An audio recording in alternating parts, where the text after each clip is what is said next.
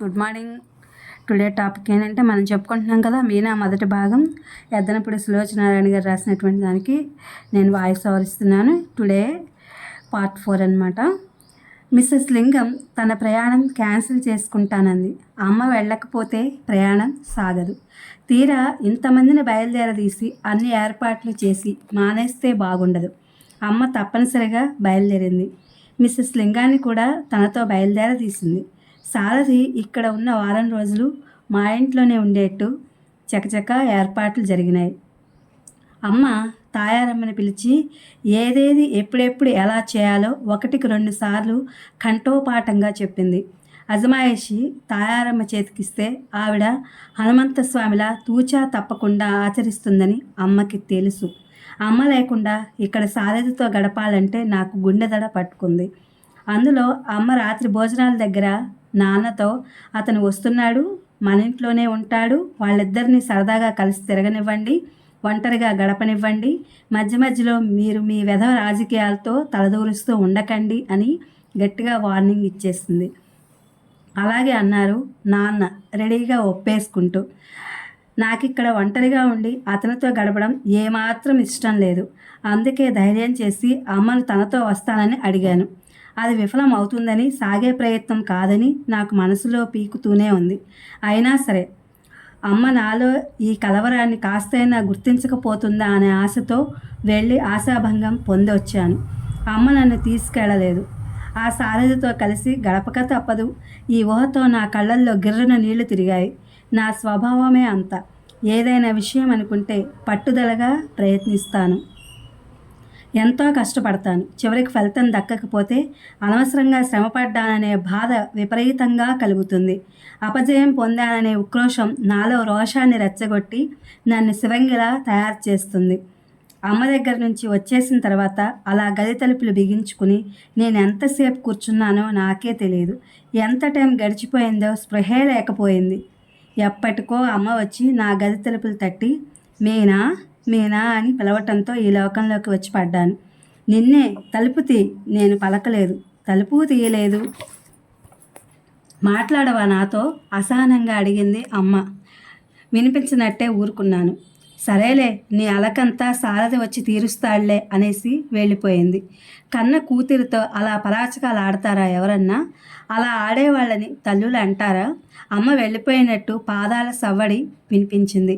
పావుగంట గడిచింది. మళ్ళీ అమ్మ తప్పక ఇక్కడికి వస్తుందనే ఆశతో, నమ్మకంతో నేను వెళ్ళి తలుపులు తెరిచి వచ్చి మంచం మీద కూర్చున్నాను. కానీ ఎంతసేపు చూసినా అమ్మ రానేలేదు. క్రింద కారు బయటకు తీసిన చప్పుడు వినిపించింది. కిటికీ దగ్గరగా వెళ్ళి గోళ్లు కొరుకుతూ క్రిందికి చూస్తూ నిలబడ్డాను. కారులో డ్రైవర్ తాయారమ్మ సామాను సర్దుతున్నారు. నాన్నగారు కూడా అక్కడే నిలబడి ఉన్నారు. అమ్మ లేత నీలిరంగు జరీ అంచు చీరతో, దాని మ్యాచ్ అయ్యే జాకెట్తో, ఆవిడకి ఎంతో అందంగా కనిపించే సిగతో చంకన బ్యాగ్ తగిలించుకుని కళ్ళకి కూలింగ్ గ్లాసెస్ పెట్టుకుని బయటకు వచ్చింది. ఆ సమయంలో అమ్మను చూసిన వాళ్ళెవరు నా అంతటి కూతురు ఉంది అని రుజువు చూపించినా సరే నమ్మరు. అమ్మ మనుషులందరినీ గుప్పెట్లో పెట్టుకున్నట్లే వయస్సుని కూడా పెట్టుకుందేమో అనిపిస్తుంది. ఎంత బిగపట్టుకుందామన్నా సాధ్యం కాని నిట్టూర్పు ఒకటి నా గుండెల్ని చీల్చుకుంటూ బయటకొచ్చింది. అమ్మ అక్కడ హాయిగా స్నేహితులతో సుందర దృశ్యాలు చూస్తూ షికారు తిరుగుతూ గడుపుతూ ఉంటుంది. ఇక్కడ నేను రాక్షసుని లాంటి ఈ సారథితో అతని నుంచి ఎలా తప్పించుకోవాలా అని అహర్నిశలు యాతన పడుతూ క్షణమొక యుగంగా గడుపుతూ ఉండాలి కాబోలు. క్రిందకి చూస్తున్నాను. అమ్మ హఠాత్తుగా తలెత్తింది. కిటికీ దగ్గర నిలబడి ఉన్న నన్ను చూసి నవ్వింది. చెయ్యెత్తి వీడ్కోలు ఇస్తున్నట్లు గాలిలో అటు ఇటు ఊపింది. నేను చటుక్కున యువతలకు వచ్చేశాను. కారు కదిలిన చప్పుడు వినిపించింది. కదిలిన ఆ కారు గుండెల మీద నుంచే దూసుకుపోతున్నట్టు అనిపించింది. కిటికీ రెక్కకి తల ఆనించి పెదవి గట్టిగా బిగబెట్టి నిలబడిపోయిన నాలో రోషం, దుఃఖం రెండూ పోటీపడి ఆక్రమించుకోవాలని చూస్తున్నాయి. చివరికి దుఃఖాన్ని రోషం జయించి ఏం చేయాలో తోచని దానిలా మంచం మీద కూర్చున్నాను. మంచం మీద ఉన్న దిండు తీసుకుని అందులో ముఖం దాచుకున్నాను. అంతలోనే మెరుపులా గుర్తుకొచ్చింది. ఆ దిండు కవరు కూడా అమ్మ కొన్నదే. అది తీసుకురాగానే ఆ రంగు నాకు నచ్చలేదని చెప్తే సుతారంగా నవ్వి, నీ మొహం, నీకు రంగుల సెలక్షన్ కూడా తెలుసా అంటూ అదే తొడిగింది. దిండుని కంపరంగా చూసిన నేను 2 చేతులతో ఎత్తి సాధ్యమైనంత దూరంగా విసిరేశాను. నా కసి అంతా ఎలాగో అలా తీర్చుకోలేకపోతే నాకు ఊపిరి ఆడినట్టుగా ఉంటుంది. కానీ దగ్గర ఉన్న టీపాయిని బలంగా తన్నేశాను. లేచి మళ్ళీ కిటికీ దగ్గరగా వచ్చి నిలబడ్డాను. అవును, నువ్వు నాకు అమ్మవి కానే కావు. నా పాలిట దయ్యం, భూతం అయిన రాక్షసులాంటి ఒక కృష్ణవేణమ్మ. అక్షరాల నీ స్వభావం అంతా నాలోనూ ఉంది. నీకెంత పట్టుదల ఉందో అంతకు 1000 రెట్లు మొండితనం నాకు ఉంది. నన్ను సారథిని ఆకర్షించుకోమని కదూ వదిలేసి వెళ్ళావు. నేను చస్తే ఆ పని చేయను. క్రింద పడ్డ పాదరసంలా అతనికి చేతికి దొరకను. నువ్వు నీ వెంట నన్ను తీసుకెళ్ళనంత మాత్రాన అతని నుంచి తప్పించుకునే ఉపాయం నాకు తెలియదనుకోకు. నేను నివురు గప్పిన నిప్పుని, లాయర్ హనుమంతరావు గారి అమ్మాయిని అని నా ముందు లేని అమ్మతో శపథం చేస్తూ కసిగా ప్రతినబూనాను. చాలాసేపు అయిన తర్వాత గది గుమ్మం ముందు అలికిడి అయింది. నేను తలెత్తి చూసేలోపే హఠాత్తుగా నాన్నగారి కంఠస్వరం వినిపించింది. అమ్మా, మీనా. ఎంతో ఆత్మీయంగా, ఎంతో ఆదరతో పిలిచారు ఆయన. ఉలిక్కిపడిన నేను చప్పున పైట కొంగును తీసి ఎర్రబడి కొద్దిగా వాచి ఉన్న కళ్ళని గట్టిగా తుడుచుకుని లేచి సరిగా కూర్చున్నాను. నాన్నగారు గుమ్మంలోకి వచ్చి నిలబడ్డారు. క్షణంసేపు మా ఇద్దరి కళ్ళు కలుసుకున్నాయి. పితృవాత్సల్యం నిండిన ఆ ముఖంలో జాలి, బాధ, కరుణ ఇవి కూడా కూడగట్టుకుని ఉండడం గమనించలేకపోలేదు నేను. నా కళ్ళల్లో నీళ్లు కనిపిస్తే ఆయన గుండెలు బరువైపోతాయి. ఇది తెలుసుకున్న నేను చిరునవ్వు నవ్వడానికి ప్రయత్నించి విఫలురాలనయ్యాను. నా పెదవులు నవ్వబోయి చేతకాక ఊరుకున్నాయి. ఎంత ఆపుకుందామన్న ఆగక కళ్ళల్లో నీళ్లు గిర్రన తిరిగాయి. చప్పున తల వంచుకున్నాను. ఆయన దీర్ఘంగా దేని గురించి ఆలోచిస్తున్నట్టుగా కొద్దిసేపు అలాగే నిలబడిపోయారు. తర్వాత మెల్లగా అన్నారు, నేను పని మీద అలా బజారులోకి వెళ్తున్నాను. నువ్వు కూడా వస్తావా నాతో? మీరు రమ్మంటే వస్తాను.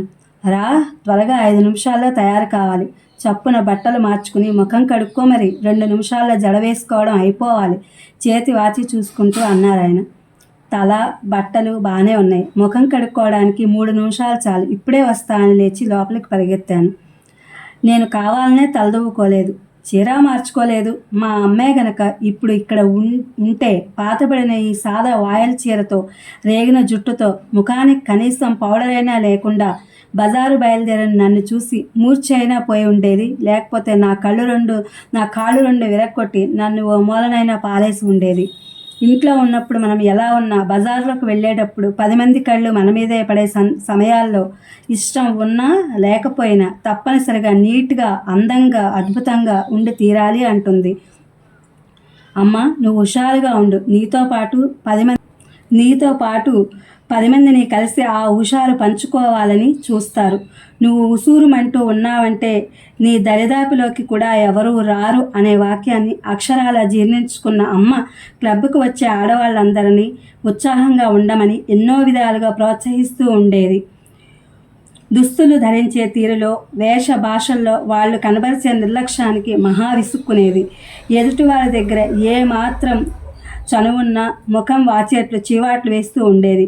ఏ కాస్త సమయం దొరికినా వాళ్ళకి ఇలాంటి జాగ్రత్తల గురించి హెచ్చరిస్తూ వారి అభిప్రాయాలను సంస్కరించాలని తాపత్రయపడేది. నాకేమో ఇంటా బయట ఎల్లవేళలా ఒకే రీతిగా ఉండాలనిపిస్తుంది. బయటకు వెళ్ళేటప్పుడు అప్సరసలా తయారై, ఇంట్లో ఉన్నప్పుడు హిడింబిల్లా ఉండే ఆడవాళ్ళని నేను చాలామందిని చూశాను.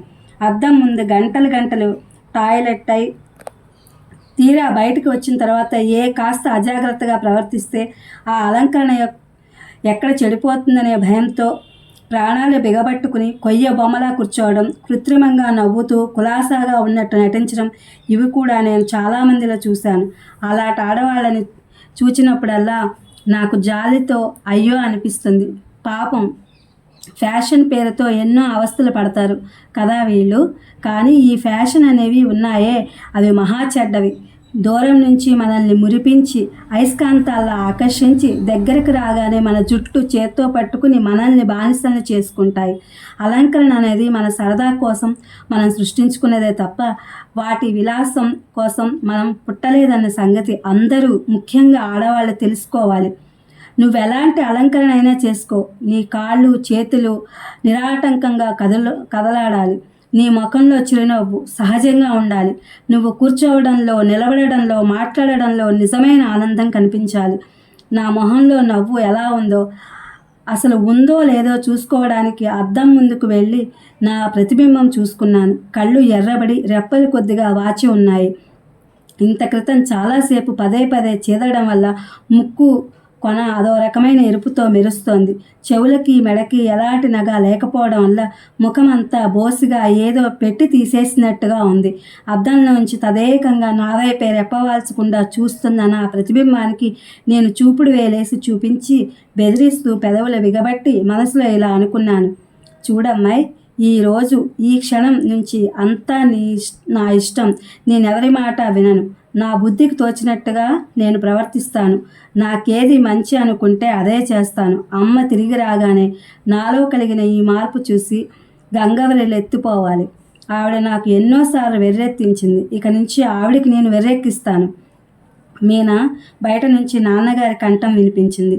వస్తున్న చప్పున బయటకు పరిగెత్తాను.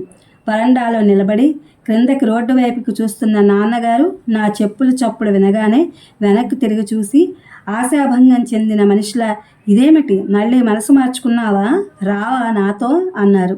వస్తున్నాను పదండి వెళదాం అన్నాను. వస్తున్నావా, బట్టలు మార్చుకోవా కాస్త విస్మయంగా అడిగారు. ఈ చీరే బాగానే ఉంది. నా కళ్ళల్లో పెంకితనం ఆయన సరిగ్గానే గ్రహించినట్టున్నారు. చిరునవ్వుతో, సరే నీ ఇష్టం, పద, మన సంతృప్తే మన భాగ్యం అన్నారు పెద్దలు. ఇద్దరూ క్రిందకి దిగి వచ్చాం. హాలు దాటి బయట వరండాలో అడుగు పెడుతుండగానే వెనుక నుంచి తాయారమ్మ గబగబా పరిగెత్తుకుంటూ వచ్చి అడిగింది, అమ్మాయి గారు ఎక్కడికి వెళుతున్నారు? నేను వెనక్కి తిరిగాను. సూటిగా ఆవిడ ముఖంలోకి చూశాను. దర్పంగా అన్నాను, చూడండి తాయారమ్మ గారు, మొదటిసారిగా ఆఖరిసారిగా కూడా మీకు ఇదే చెప్పడం. మేము ఎక్కడికైనా వెళుతుంటే ఇలా వెన్నంటి వచ్చి ఎక్కడికి వెళుతున్నారు, ఎప్పుడు వస్తున్నారు, ఏ పని మీద వెళుతున్నారు అంటూ ఇలాంటి చెత్త ప్రశ్నలు ఎప్పుడు వేయవద్దు. ఎక్కడికి వెళ్ళినా ఎప్పుడు తిరిగి వచ్చినా మీకు అనవసరం. మీ పని మీరు చూసుకోండి. తాయారమ్మ మొదట తెల్లపోయినట్టు చూసింది. ఆ వెంటనే ముఖం మార్చేసుకుంటూ అంది, బాగుందమ్మా మీరనేది. ఒక్క చిన్న మాటకి ఇన్ని పదార్థాలు తీస్తారని తెలిస్తే అడిగేదాన్నే కాదు. మీరు ఎక్కడికి వెళితే నాకెందుకు, ఎప్పుడు వస్తే నాకెందుకు, ముందుగా వంట చేసి కూర్చుంటే చల్లారిపోతుందేమోనని అడిగాను అంది. మీ వంట చల్లారక ముందు తినాలనిపిస్తే ముందుగా వచ్చేస్తాం. ఒకవేళ రావటం ఆలస్యమైతే చల్లారిపోయిందే తింటాం. మిమ్మల్ని ఏమీ అనం. మళ్ళీ మళ్ళీ వేడి చేయమని మిమ్మల్ని విసిగించం, సరేనా?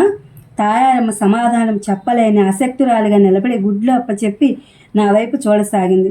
నేను గిరుక్కున వెనక్కి తిరిగి చెప్పులు చప్పుడయ్యేలా నడుస్తూ గబగబా వచ్చి కారులో కూర్చున్నాను. బాబుగారు, తాయారమ్మ నాన్నగారు వెనుక రాబోయింది.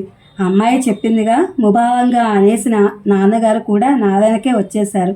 నేను ఊహించినట్టుగానే ఆశించినట్టుగాని ఆయన తాయారమ్మతో నా తరపున నచ్చజెప్పడం కానీ అనునయంగా మాట్లాడకపోవడం కానీ జరగకపోవడంతో కాస్త చిత్రం వేసింది. వీధుల్లో తిరుగుతున్న జనాన్ని, ఆ సందడిని, ఆ కోలాహలాన్ని చూస్తున్న కొద్దీ నా మనసంతా ఆవరించుకున్న చికాకు మెల్లమెల్లగా కొద్దిగా అంతమై శాంతి చిక్కసాగింది. ఎంతమంది జనం వీధులలో నవ్వుతూ త్రుళ్ళుతూ నిదానంగా హుషారుగా తిరుగుతున్న వీళ్లలో ప్రతి ఒక్కరికి ఏదో ఒక సమస్య ఉండి తీరుతుంది. అసలు సమస్య లేని జీవితం కాదు. ఇది ఫ్రెండ్స్ పార్ట్ 4 మీనా మొదటి భాగం నవల. వాయిస్ ఓవర్ ఇచ్చాను. దీనికి మీరు విని ఆనందిస్తారని అనుకుంటున్నాను. Please my channel like, share, subscribe and comment. Thank you for watching.